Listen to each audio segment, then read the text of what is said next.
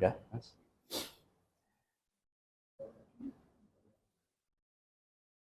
Baik, Assalamualaikum warahmatullahi wabarakatuh.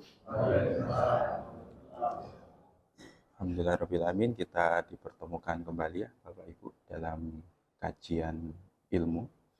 Sebelum kita mulai acara pagi ini, mari kita berdoa, 4 rangkaian doa. Kita baca ta'awud, basmalah, sholawat nabi, dan al-fatihah. A'udzubillahi minasyaitonirrajim. Bismillahirrahmanirrahim.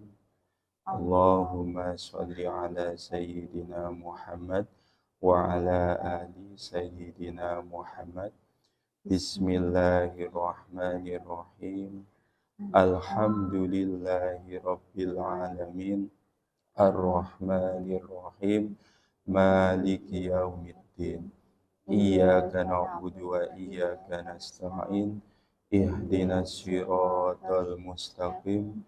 Siratal ladzina an'amta 'alaihim ghairil maghdubi 'alaihim waladdallin.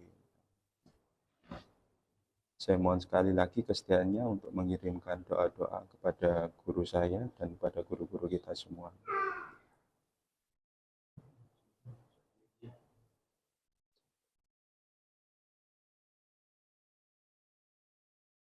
Al-Fatihah. A'udzu billahi minasyaitonir rajim. Bismillahirrahmanirrahim. Alhamdulillahirabbil alamin. Ar-Rahmanir-Rahim. Maliki yaumiddin. Iyyaka na'budu wa iyyaka nasta'in. Ihdinas siratal mustaqim. Siratal ladzina an'amta 'alaihim ghairil maghdubi 'alaihim waladdallin. Ya, alhamdulillahirabbil alamin. Terima kasih. Alhamdulillah hari ini insya Allah kita akan melanjutkan Bapak Ibu ya, pelajaran kita tentang ilmu kehidupan. Alhamdulillah kemarin secara ilmu kita sudah belajar tentang 7 ilmu penjernih hati, tentang bagaimana caranya sabar, ikhlas, tawakal, berprasangka baik dan sebagainya. Itu sudah kita selesaikan, alhamdulillah sebagai ilmu dasar kita untuk menjalani kehidupan. Sebenarnya ini ada modulnya Pak Bu ya. Sebenarnya mohon maaf saya telat memberikan materinya secara secara outline-nya. Jadi kita tampilkan saja ya di sini di proyektor ini. Baik. Untuk kajian pagi ini kita babnya adalah mengenal Allah. Ya. Saya mau tanya, kira-kira kenapa sih kita harus mengenal Allah? Kenapa kita harus mengenal Allah? Kenapa Bapak Ibu? Karena Allah yang menciptakan kita. Karena Allah yang menciptakan manusia dan jin. Atau seperti ini, kita logika sederhana seperti ini. Misalkan ibu-ibu nih, misalkan kalau tidak mengenal pasangannya, suaminya, itu bakal jadi masalah enggak? Misalkan suaminya itu senangnya teh hangat, tapi ibu-ibu menyiapkan es teh, kira-kira bermasalah enggak nanti? Nah, ini pentingnya kita mengenal dengan siapa kita berinteraksi. Baik ya. Misalkan bapak-bapak ingin, suami ibu inginnya teh hangat. Sukanya itu teh hangat. Tapi setiap hari ibu kasih teh, kasih es. Kira-kira jadi masalah nggak nanti dalam menjalani kehidupan? Itu dalam masalah kecil saja, kira-kira. Akan jadi masalah. Karena apa? Karena tidak mengenal suaminya. Suaminya inginnya itu teh hangat, tapi ibu-ibu selalu memberikan es teh. Nah, itu artinya apa? Kenapa kita harus mengenal Allah? Agar kita paham dengan apa yang Allah inginkan. Kalau kita tidak paham dengan apa yang Allah inginkan dalam menjalani kehidupan, maka akan jadi masalah nggak Bapak Ibu? Nah, saya tanya lagi, kira-kira yang membuat kita itu bermasalah, itu jenis masalahnya, atau karena kita yang tidak mengenal dengan apa yang Allah inginkan? Karena apa? Karena permasalahan kan pasti ada Bapak Ibu ya. Kita tidak bisa menghindari ujian, kita tidak bisa menghindari segala kejadian yang tidak enak. Tapi yang harus kita pahami adalah apa yang Allah inginkan ketika Allah memberikan suatu ujian. Baik, kalau melihat diagram, silakan dibuka. Surat 51 ayat 56. Ini sudah sering kita bahas ya, tapi akan kita perdalam lagi. Bismillahirrahmanirrahim.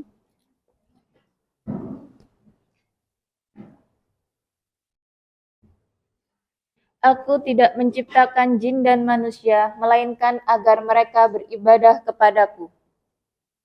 Aku, Allah, tidak menciptakan jin dan manusia, melainkan agar atau supaya beribadah kepada Allah. Kira-kira ada tujuan lain nggak, Bu? Dari penciptaan kita sebagai manusia di dunia ini oleh Allah. Ada tujuan lain nggak selain ibadah?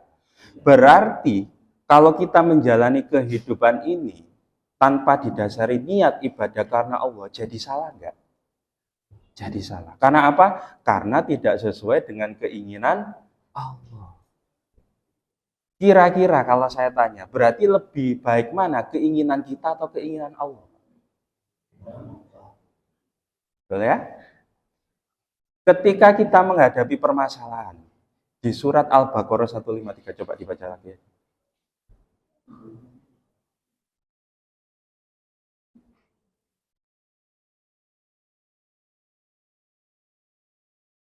Wahai orang-orang yang beriman, mohonlah pertolongan kepada Allah dengan sabar dan sholat. Sungguh Allah beserta orang-orang yang sabar. Nah, ini sudah kita bahas di bab sabar. Wahai orang-orang yang beriman, mohonlah pertolongan Allah dengan sabar dan sholat. Artinya apa? Allah membekali kita saat menjalani kehidupan ini. Ketika menghadapi ujian atau permasalahan, harusnya kalau kita niat ibadah, fokusnya iman, sabar, sholat, atau fokus kepada solusi, Bapak Ibu. Kalau melihat perintah ini tadi, harusnya fokusnya pada iman, sabar, dan sholat. Tapi kebanyakan manusia, mohon maaf, ketika ada ujian, fokusnya kemana dulu? Solusi. Itu diperintah Allah enggak? Berarti saat itu kita beribadah enggak? Tidak. Karena apa? Karena Allah menginginkan kita ketika menghadapi permasalahan atau ujian, bagaimana caranya kita harus fokus ibadahnya dulu, bukan solusinya dulu. Karena Allah itu sudah menjamin Bapak Ibu untuk solusi itu. Surat 65 ayat 2. 65 penonton. 65 ayat 3 atau 2. Yang bagian akhir. Bismillahirrahmanirrahim. Barang siapa bertakwa kepada Allah, niscaya Allah akan membukakan jalan keluar baginya. Nah, ayat ini sering kita dengar Pak Bu ya. Barang siapa bertakwa kepada Allah, niscaya Allah akan membukakan pintu atau jalan keluar. Berarti solusi itu Allah akan berikan ketika kita sudah bertakwa atau belum, Pak Bu? Solusi akan hadir ketika kita sudah bertakwa. Berarti fokus kita fokus pada solusinya atau memperbaiki takwanya. Selama ini bagaimana? Nah, karena apa yang Allah inginkan dengan apa yang kita jalani tidak sesuai, makanya kita pusing, bingung. Karena syarat ditolong Allah itu adalah takwa. Tapi kita malah fokus mencari solusi. Sedangkan solusi itu dihadirkan oleh Allah ketika kita sudah bertakwa atau menjalani perintahnya. Baik, 10 ayat 107. Sebenarnya kita itu disuruh menyelesaikan masalah tidak sih? Inilah yang jadi titik poinnya. Bismillahirrahmanirrahim. Dan jika Allah menimpakan suatu bencana kepadamu, maka tidak ada yang dapat menghilangkannya kecuali Dia. Jika Allah menimpakan suatu masalah, menimpakan suatu ujian, tidak ada yang bisa menyelesaikan kecuali siapa Bapak Ibu? Allah. Berarti kita bisa nggak menyelesaikan? Kita bisa menyelesaikan masalah nggak, Bu? Enggak. Tidak bisa. Karena apa? Yang hanya bisa menyelesaikan masalah itu kecuali, Pak ya. Kecuali itu hanya satu, yaitu Allah. Maka kalau kita menghadapi ujian, masalah kehidupan, dari awal kita niat ingin menyelesaikan masalah, maka malah tidak akan ketemu, Pak, penyelesaiannya. Maka kita harus menyesuaikan dengan apa yang Allah inginkan. Oh ya Allah, Engkau telah memberikan masalah ini kepadaku sebagai sarana untuk saya beriman, sabar, dan menjalani sholat. Maka setelah syarat itu terpenuhi, maka Allah akan memberikan solusi. Terus di mana letak ikhtiar kita, Pak Bu? Posisi kita ikhtiar itu letaknya di mana sebenarnya posisinya? Kan sepertinya Allah itu sedang seperti ini. Allah memberikan masalah kepada kita, ujian. Tetapi Allah bilang hanya aku yang bisa menyelesaikan. Terus ikhtiar kita untuk apa kira-kira?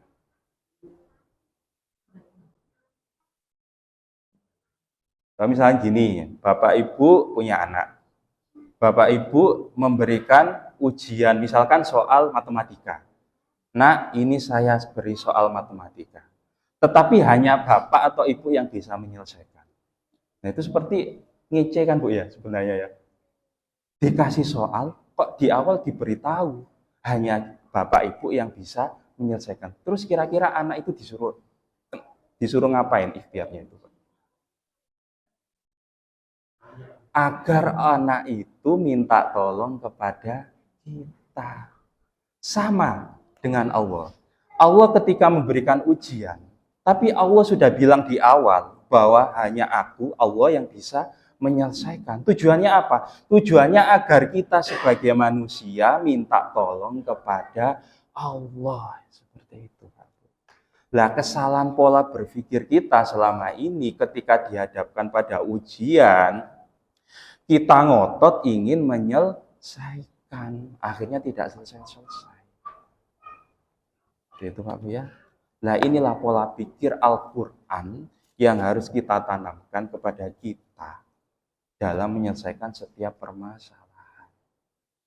Artinya apa? Selama ini sering, bahkan kita setiap hari itu ternyata tidak sesuai dengan keinginan Allah. Kita disuruh Allah menjalani ujian itu agar kita minta tolong kepada Allah. Malah kita niatnya ingin menyelesaikan ujian Sendiri. Akhirnya apa? Bingung, pusing. Karena apa? Allah membiarkan. Oh, jadi engkau merasa bisa. Berarti Allah membiarkan nanti Pak Bu. Tidak akan memberikan solusi. Sampai pada titik manusia itu, ya sudah ya Allah, saya menyerah. Nah, pada saat titik itulah Allah akan turun tangan memberikan solusi. Tapi apakah siklus itu akan kita lakukan berlarut-larut? Apakah kita akan ngotot di awal, terus berserah diri di akhir? Harusnya kan kita harus berserah diri di akhir, kan Pak Bu ya? Maaf, harusnya kita berserah diri, harusnya di awal saat ujian kita sudah seharusnya berserah diri. Berserah diri itu artinya bukan tidak melakukan ikhtiar Pak Bu ya. Artinya dari awal kita melakukan ikhtiar itu kita niatkan untuk berserah diri kepada Allah. Hanya Allah yang bisa menyelesaikan. Seperti itu. Nah, dipaham ya kesalahan pola berpikir kita ya. Kita saat menghadapi ujian itu sering kali menganggap kita bisa menyelesaikan. Mungkin kita tidak sadar. Dari mulai permasalahan sangat kecil misalkan. Sebenarnya itu kalau kita tidak ditolong oleh Allah, ya tidak akan bakal ketemu dengan solusi. Tapi karena pola pikir hidup kita yang sehari-hari itu kita berpikir, oh saya yang bisa, ini selesai karena ikhtiar saya. Ini selesai karena kemampuan saya. Akhirnya apa? Ketika kita menghadapi masalah yang sangat besar dan kita mentok, Akhirnya di akhir kita baru menyadari bahwa Allah yang bisa menyelesaikan. Nah, mumpung saat ini kita masih hidup, masih diberi kesempatan oleh Allah untuk menjalani hidup, mari kita ubah Pak Buya pola pikir kita bahwa segala ujian itu hanya Allah yang bisa menyelesaikan. Mari kita koreksi. Mungkin kita, Bapak Ibu yang di sini, mungkin diuji dengan permasalahan yang berputar-putar itu saja. Misalkan masalah anak, masalah finansial, jodoh, teman kerja, atau yang lainnya. Pernahkah Bapak Ibu berpikir, kok ujian saya hanya berputar di sini ya? Jangan-jangan kita di awal salah menyikapi ujian itu. Kita salah menyikapi bahwa ujian itu memang hanya Allah yang bisa menyelesaikan. Tapi kita ngotot, kita kekeh bahwa kita bisa menyelesaikan. Nah, itu yang harus kita ubah pola pikir kita. Baik, itu intro kita di awal ini Bu ya. Oke, berarti untuk beribadah kepada Allah, kita harus mengenal Allah dulu, beribadah dulu baru mengenal, atau mengenal dulu baru beribadah, kira-kira Pak. Harusnya kita mengenal dulu baru beribadah. Baik Pak ya. Kita misalkan bekerja di perusahaan, ya. Kita bisa nggak melakukan segala jenis aktivitas pekerjaan kalau kita tidak mengenal bos kita? Nggak bisa. Kita harus mengenal atasan kita. Atasan kita maunya apa, visi misinya apa. Setelah itu kita baru bisa bekerja. Sama dengan kita interaksi kita dengan Allah, Bapak Ibu. Kita harus mengenal Allah dulu, baru kita bisa menjalani kehidupan. Itu Pak Bu ya. Baik. Berarti harus ada alat dong untuk kita mengenal Allah. Di selanjutnya, baik.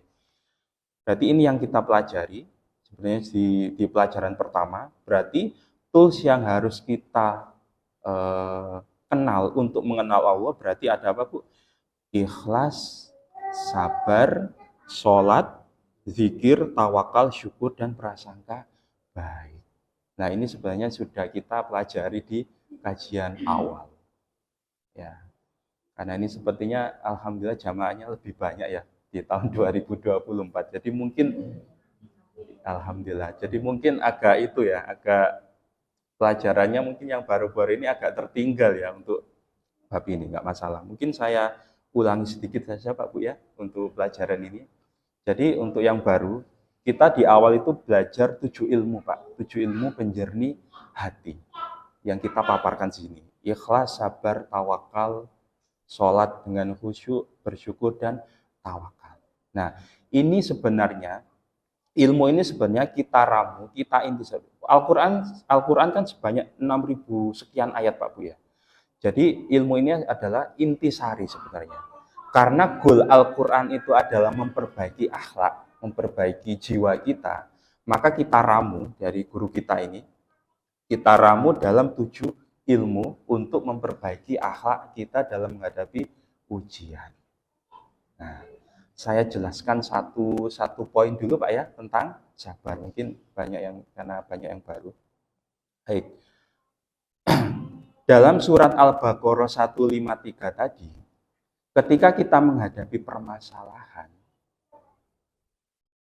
apa syaratnya Bapak Ibu? Harus apa? Ketika Allah ingin menolong, harus iman, sabar, dan sholat. Saya kupas sabar dulu. Menurut Bapak Ibu, sabar itu menerima atau menahan, Pak? Ketika kita menghadapi permasalahan, sering kan kita disuruh untuk bersabar. Kira-kira kita mau mendefinisikan dulu. Kira-kira itu sabar itu menerima atau menahan?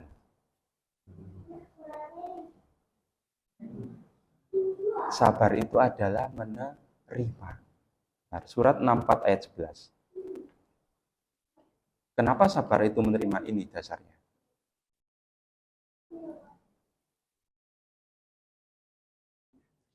Tidak ada suatu musibah yang menimpa seseorang kecuali dengan izin Allah. Dan barang siapa beriman kepada Allah, niscaya Allah akan memberi petunjuk kepada hatinya. Ya, tidak ada suatu musibah, kejadian, ujian, permasalahan tanpa izin Allah. Jika sesuatu kejadian itu sudah atas izin Allah, kira-kira itu baik atau buruk, Pak Bu? Berarti ketika kita menerima sesuatu yang baik, harusnya kita tolak atau kita terima? Itu dasarnya. Bahwa semua kejadian itu harus atas izin Allah. Berarti ketika misalkan bapak-bapak dimaki-maki istrinya, itu sudah atas izin Allah belum, Pak? Berarti harus kita terima atau kita tolak? Menerimanya dengan marah-marah atau alhamdulillah? Ini pelajaran dasar, Pak Bu, tentang sabar. Nah,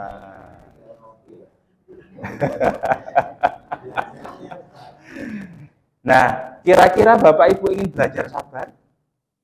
Ingin. Berarti kalau ingin belajar sabar, harusnya diberikan pasangan yang soleh atau yang menjengkelkan?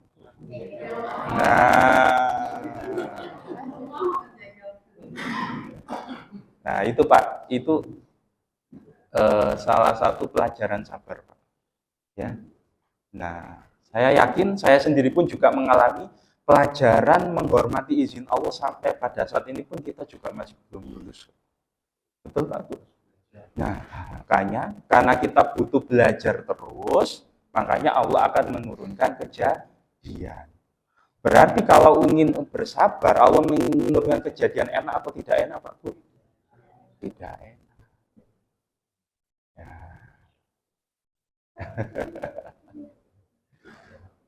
Jadi itu Pak Bu ya, salah satu cara untuk mengenal Allah. Berarti ada ilmu yang harus kita jalani, harus kita kuasai. Salah satunya adalah ilmu tentang sabar. Surat 3 ayat 142.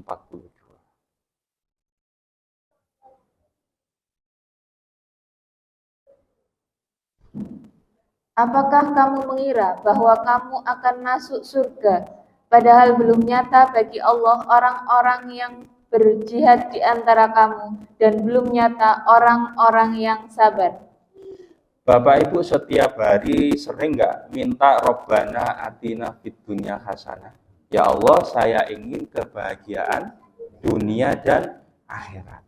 Kira-kira kalau ingin kebahagiaan akhirat, berarti Bapak Ibu inginnya masuk mana?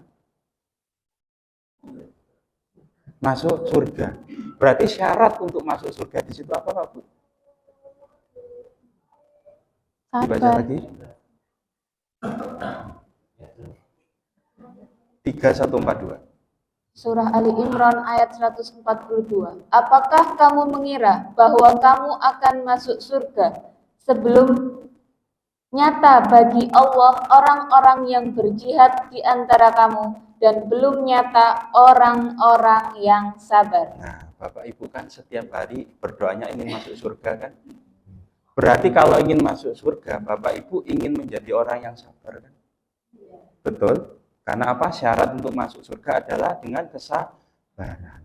Kalau Bapak Ibu inginnya menjadi orang yang sabar, berarti Allah harus menurunkan kejadian enak atau tidak enak, Pak Bu? Berarti kejadian tidak enak itu adalah hasil doa kita apa enggak itu? Iya. Berarti saat kita menerima kejadian tidak enak, berarti kan doa kita kan dikabul, Pak Bu ya. Saat doa kita dikabul, harusnya berterima kasih atau marah-marah? Berterima kasih. Nah, kesalahan pola pikir kita memohon sesuatu dan dikabulkan oleh Allah. Kok kita malah marah-marah saat dikabulkan? Kan itu salah, Pak Bu. Artinya apa? Berarti kan kita tidak mengenal dengan Allah, dengan apa yang Allah inginkan. Nah, dari sini berarti sebenarnya kita kan dipaksa, Pak Bu ya, untuk masuk surga, betul nggak? Dipaksa masuk surga kok nggak mau kita itu, kan? Seperti itu. Atau seperti ini, Bapak Ibu dulu ketika sakit, masih kecil, mohon maaf, ketika masih kecil SD, ketika sakit, itu minum obat atas kesadaran diri sendiri atau dipaksa dulu sama orang tua?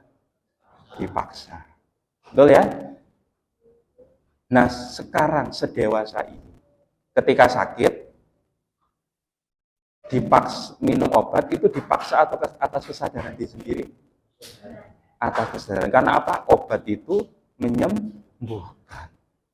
Artinya apa? Ketika kita menghadapi kejadian tidak enak, kita disuruh sabar dan jaminannya adalah surga. Harusnya kita itu harus dipaksa sabar atau atas kesadaran diri sendiri. Kalau kita dipaksa berarti rohani kita itu sudah dewasa atau masih anak kecil. Nah, selama ini kita cek rohani kita itu masih sudah dewasa atau masih anak-anak kecil. Kan seperti itu Pak ya, kita pola pikir kita. Kalau masih anak kecil, berarti kita kan nggak dewasa-dewasa rohani kita.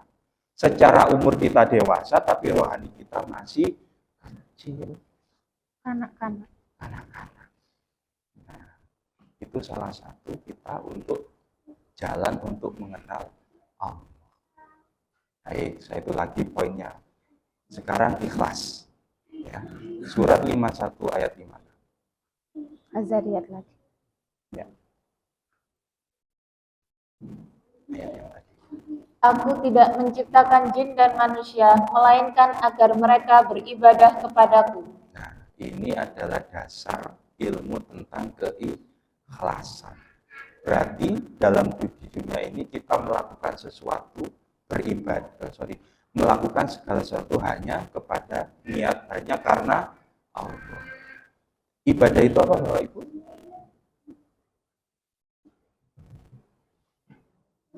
Ibadah adalah, kita mengulang pelajaran sedikit. Dan aku tidak menciptakan jin dan manusia kecuali hanya untuk ibadah kepada Allah. Ibadah adalah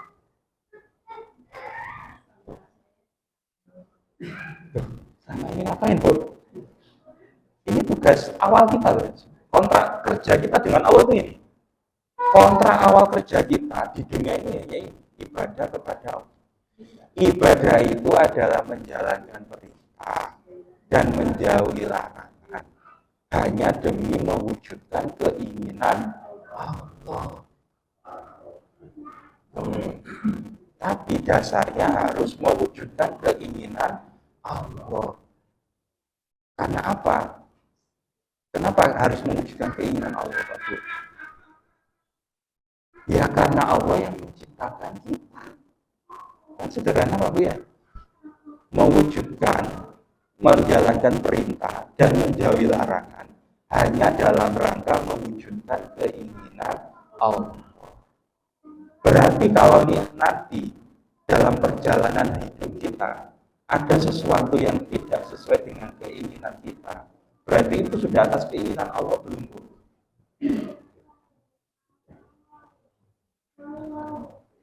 Keinginan Allah. Berarti ketika tidak sesuai dengan keinginan kita wajar nggak kecewa? Sebenarnya nggak perlu, karena yang terwujud keinginan. Berarti wajar nggak orang kecewa itu? Selama ini sering kecewa atau tidak? Keinginan di dunia ini kan hanya ada dua, Pak. Keinginan Allah dan keinginan kita. Keinginan kita kan tidak selamanya terkabul, kan Pak ya? Berarti kalau keinginan kita tidak terwujud, yang terwujud keinginan siapa? Allah. Nah, kontrak kerja kita adalah mewujudkan keinginan.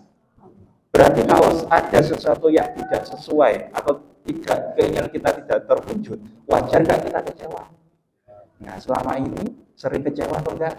Sering. Nah, ini monggo Pak. Kita bahas Indonesia adalah sejak Oh, ya.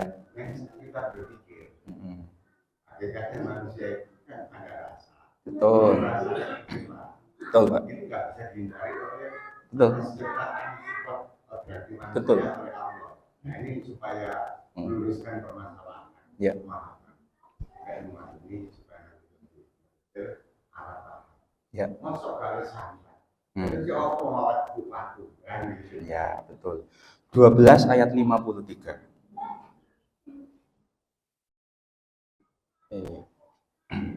Dan aku tidak menyatakan diriku bebas dari kesalahan. Stop. dan aku tidak menyatakan diriku bebas dari kesalahan. Rasa kecewa itu ada Pak ya, rasa sakit hati ada Pak ya. Tapi lanjutan ayatnya, Karena sesungguhnya nafsu itu selalu mendorong kepada kejahatan, kecuali nafsu yang diberi rahmat oleh Tuhanku. nah berarti kan kita tidak bisa menolak ada nafsu yang mendorong ke kejahatan, ada nafsu yang dirahmati oleh Allah. Kecewa, marah, sedih dan sebagainya itu nafsu yang kejahatan atau nafsu yang dirahmati. Artinya apa? Manusia itu punya dasar sifat yang mengeluh. Tapi dengan diturunkannya Al-Quran, Allah ini tujuannya, goalnya Allah ini menjadikan kita terus mengeluh atau menjadikan manusia untuk bersyukur atau menuju nafsu yang dirahmati, Pak. Memang Pak, Bu, kita tidak bisa menghilangkan nafsu ini. Tapi kita bisa meningkatkan derajat nafsu kita. Nah, itu yang Allah inginkan. Kalau kita bertahan dengan sifat mengeluh, marah, sedih, apa gunanya Al-Quran diturunkan? Kan seperti itu Pak Bu ya? Nah, itu Pak. Tipis sekali. Nah, seperti itu. Jadi goal kita harusnya menuju nafsu yang dirahmati. Nah, di tahun baru ini Pak Bu, kita kan sering ya menuliskan resolusi punya rumah, punya mobil dan sebagainya. Ada nggak resolusi untuk mencantumkan poin, oh ya, di tahun ini saya akan menuju nafsu yang lebih dirahmati oleh Allah. Ada nggak? Nah, padahal goal kita adalah di situ. Surat Al-Fajr 4 ayat terakhir. Kenapa sih kita harus menuju nafsu yang dirahmati? 89. Nah, biar kita jelas Bu, arah hidup kita itu biar jelas. Bismillahirrahmanirrahim. Quran surat Al-Fajr 89 ayat 27 sampai 30. Wahai jiwa yang tenang. Wahai jiwa yang tenang, ya ayuhan nafsul mutmainnah. Wahai orang-orang dengan jiwa yang mutmainnah, jiwa-jiwa yang sudah tenang. Kembalilah kepada Tuhanmu dengan hati yang diridhoi, hati yang ridho dan diridhoinya. Berarti kita harus menerima setiap kejadian hanya karena melihat Allahnya. Kita ridho dengan segala sesuatu yang Allah turunkan kepada kita. Salah satunya adalah ujian. Lanjut. Maka masuklah ke dalam golongan hamba-hambaku. Ketika kita sudah menerima dengan izin Allah segala ujian kita, maka itu adalah kita naik derajatnya dari manusia biasa menjadi hamba Allah.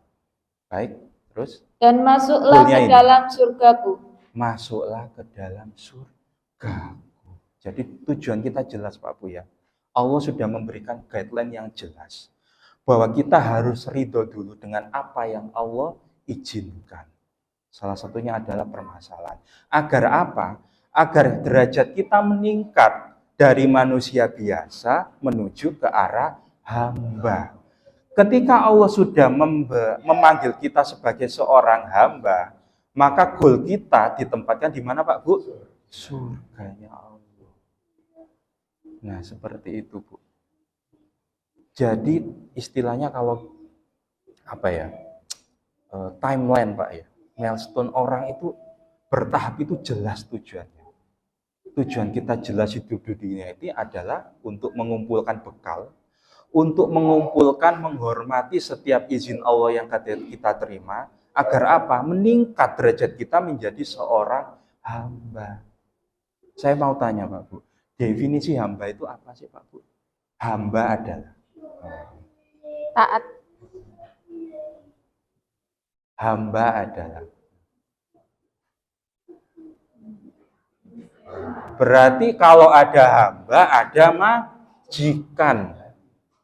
Kira-kira hamba yang benar itu ridho atau majikan melakukan apapun itu mau, ridho, atau hamba ini menolak?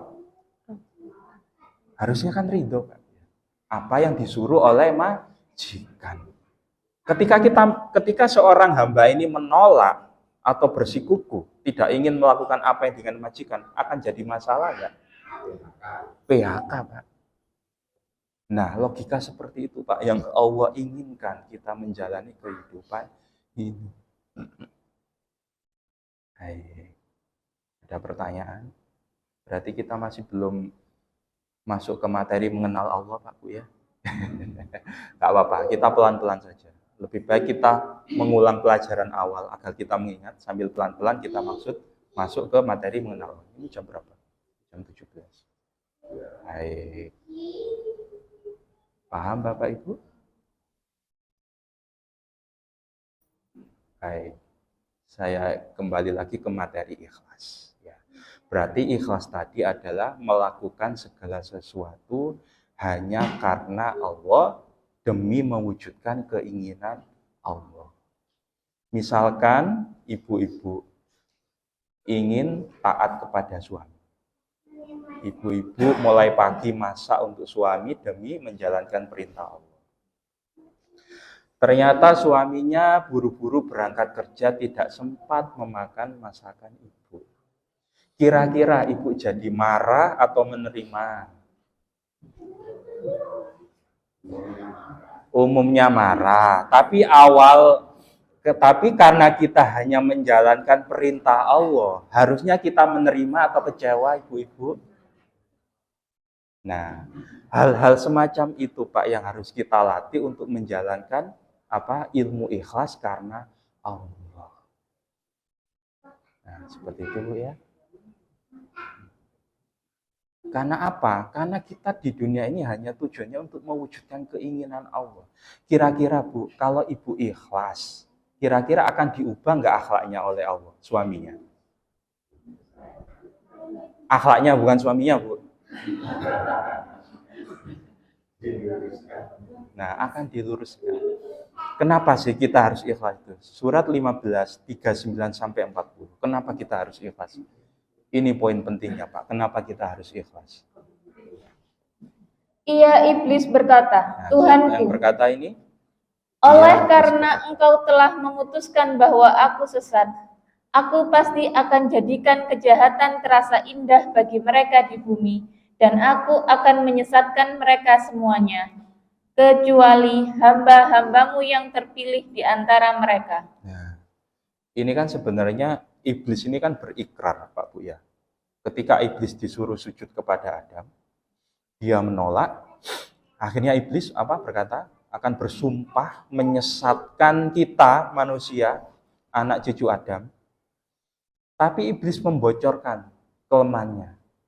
Tapi iblis tidak akan mampu menyesatkan manusia, yaitu golongan apa? Golongan manusia yang terpilih. Kalau dalam bahasa Arabnya, orang-orang yang mukhlis atau orang-orang yang ikhlas. Berarti kalau Bapak Ibu saat menjalani ujian, menjalani kehidupan tidak ikhlas, berarti dikuasai Allah atau dikuasai iblis, Pak Bu? Iblis. Itu masalahnya. Kira-kira lebih sering dikuasai Allah atau iblis, Pak?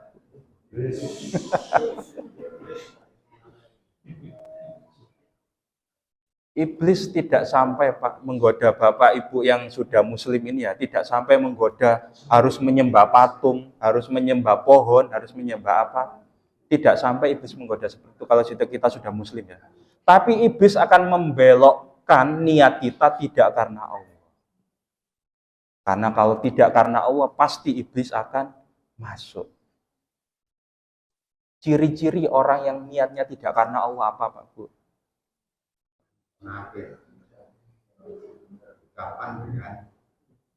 Al-A'raf 16-17. Ini ciri-ciri orang yang dikuasai iblis karena tidak ikhlas.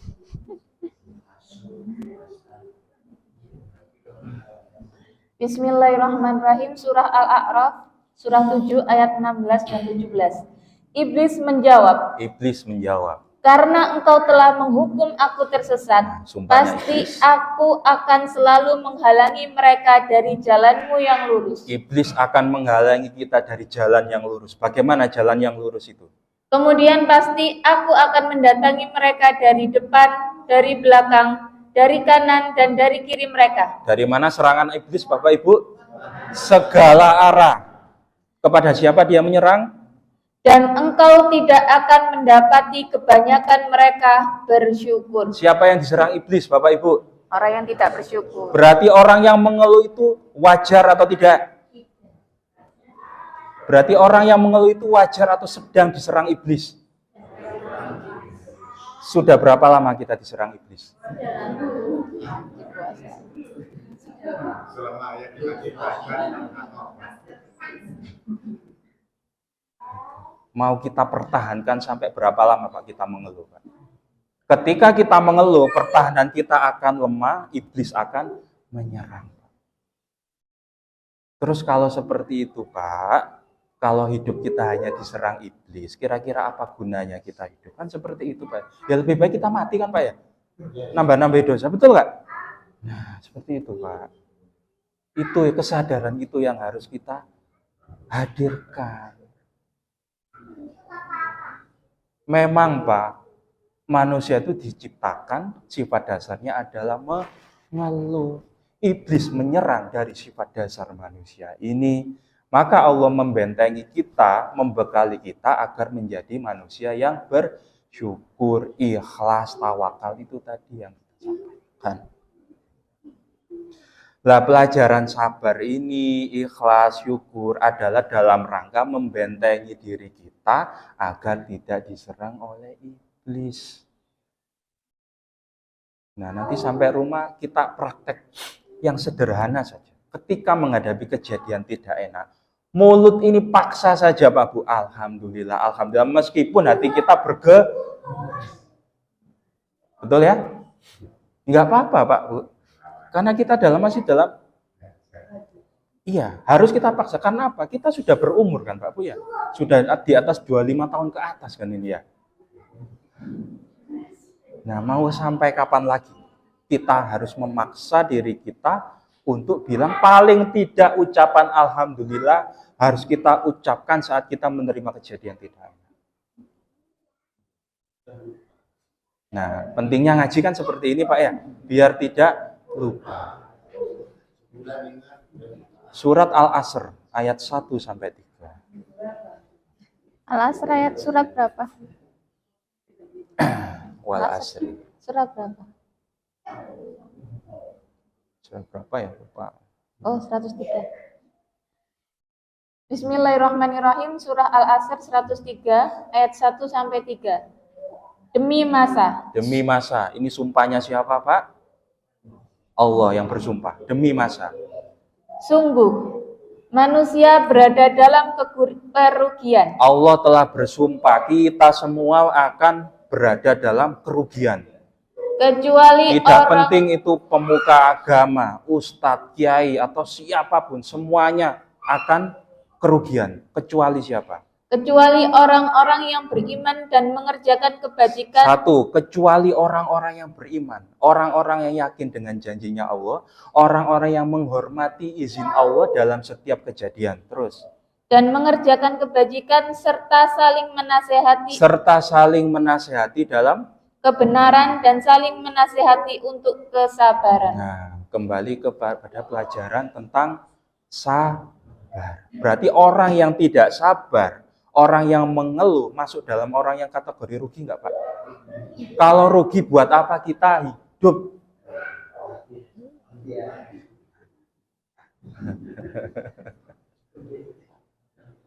Ini sumpahnya Allah, Pak Bu ya. Demi masa, Allah telah bersumpah. Kalian semua, kita semua, manusia itu berada dalam kerugian. Allah tidak memandang itu siapa, entah itu kiai, ustadz, pemuka agama, atau siapapun. Kalian semua akan rugi. Kecuali orang yang saling menasehati. Kecuali orang yang hadir dalam majelis ilmu ini untuk saling menasehati. Dan orang yang saling untuk praktek dalam kesabaran. Berarti orang-orang yang sabar itu orang-orang yang rugi atau beruntung, Pak Bu? Beruntung. Surat Al-Baqarah ayat 155.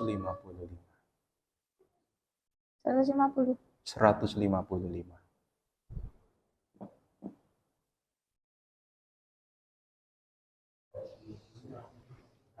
Bismillahirrahmanirrahim.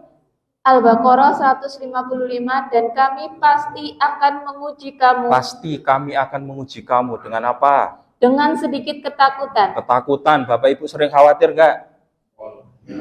kelaparan, Kelaparan, kekurangan harta, kekurangan data jiwa, finansial sering kena goncangan nggak?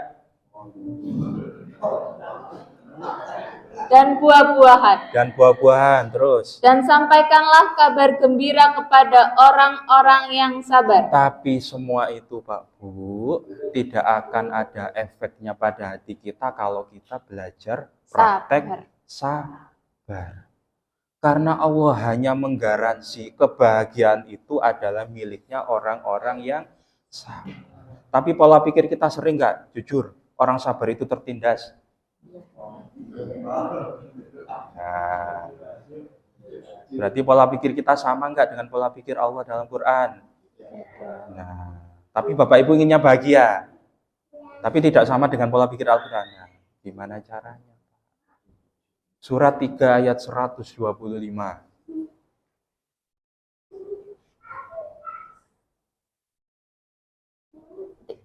4 ya? Iya, 3. Keliru Al-Baqarah tadi. Bismillahirrahmanirrahim. Surat Ali Imran ayat 125. Ya, cukup. Jika kamu bersabar dan bertakwa ketika mereka datang menyerang kamu dengan tiba-tiba, niscaya Allah menolongmu dengan 5.000 malaikat yang memakai tanda. Nah, orang yang sabar itu ditolong malaikat atau ditolong tentara, Pak Bu? Berapa malaikatnya? 5.000. Berarti orang yang sabar itu pasti menang nggak, Pak Bu? Karena didampingi Allah dan 5.000 malaikat. Jadi pasti nggak solusi itu akan datang Pak Bu ketika kita sabar. Pasti Pak, itu janjinya Allah. Karena Allah akan menggaransi orang-orang sabar itu pasti bahagia. Pasti ditemani oleh 5.000 malaikat. Kira-kira kalau sudah ditemani 5.000 malaikat, iblis pun berani nggak Pak Bu menggoda kita? Nah itu Pak Bu maksudnya Allah untuk menuju bahagia dunia dan akhirat. Hai. Tinggal kita sekarang cek, kita merasa lebih sering ditemani 5.000 malaikat atau sering ditemani oleh setan iblis. Ngeceknya gimana? Ya di dalam hati kita saja. Kalau kita menjalani kehidupan ini, ujian ini, kita semakin tenang. Nah itu tolak ukur kita sering dibersamai Allah dan malaikat. Kalau lebih sering kecewa, marah, sedih, dan khawatirnya ditemani siapa Pak Bu? Nah, silakan mulai sekarang kita ambil keputusan. Saya mau ditemani Allah dan malaikatnya atau ditemani dengan iblis. Ingat Pak Bu ya, iblis itu akan setiap detik menggoda kita dari segala macam penjuru. Kapan iblis menggoda kita? Ketika kita mengeluh, ketika kita tidak bersyukur. Mungkin kalau kita dikasih oleh Allah rezeki 10 juta, kita akan mudah mengucapkan Pak Bu ya, mengucap alhamdulillah. Nah dari situ iblis nggak akan menggoda Pak Bu. Tapi ketika kita dikasih kejadian yang tidak enak, mengucap alhamdulillah ini kan belum refleks Pak Bu ya, karena kita belum latihan. Nah disitulah iblis akan masang kuda-kuda Pak Bu untuk menyerang kita. Ketika kita dihadapkan masalah, anak rewel, suami galak, tetangga yang suka memfitnah. Nah ketika itu iblis sudah mengancang-ancang. Kalau dia bersyukur, iblis tidak akan berani menggoda. Kalau dia mengeluh, langsung serangan itu akan datang. Jadi mulai dipahami sekarang, disadari bahwa mengeluh itu bukan hal yang patut kita pertahankan. Karena itu jadi masuknya pintu iblis untuk menggoda kita. Seperti itu. Baik, itu pelajaran sabar dan ikhlas.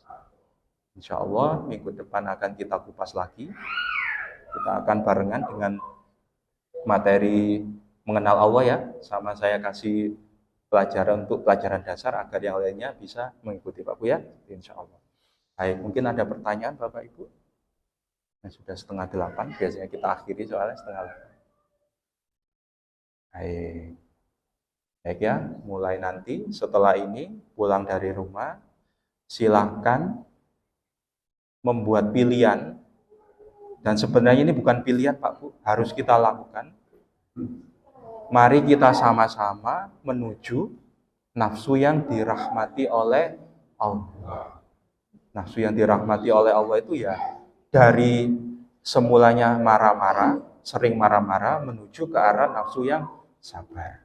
Dengan apa Pak Bu sabar? Dengan melihat sesuatu, oh itu atas izin Allah. Itu latihannya. Ketika ada orang yang marah-marah ke kita, anak yang menjengkelkan, langsung ingat, ya Allah, itu semua sudah atas izin. Meskipun setelahnya mungkin karena kita masih latihan, masih marah-marah, nggak apa-apa Pak Bu. Asalkan dalam pukulan pertama, kita langsung, oh itu sudah atas izin Allah. Itu sudah atas izin Allah. Terus dilatih, terus dilatih. Karena Allah sudah memfasilitasi setiap ujiannya masing-masing Pak Bu ya. Nah itu diolah demi menghormati izin Allah. Goalnya apa? Agar kita dipanggil nanti oleh Allah sebagai hambanya. Kalau kita sudah menerima predikat sebagai hamba, insya Allah goal kita masuk surga akan diijabah oleh Allah. Monggo Pak. Dan kalau disampaikan atas interaksi dengan masyarakat, Betul. ada sisi negatif dan positif. Pak. Segala sesuatu itu dari Allah semata. Betul. Dua momen terakhir akan kita.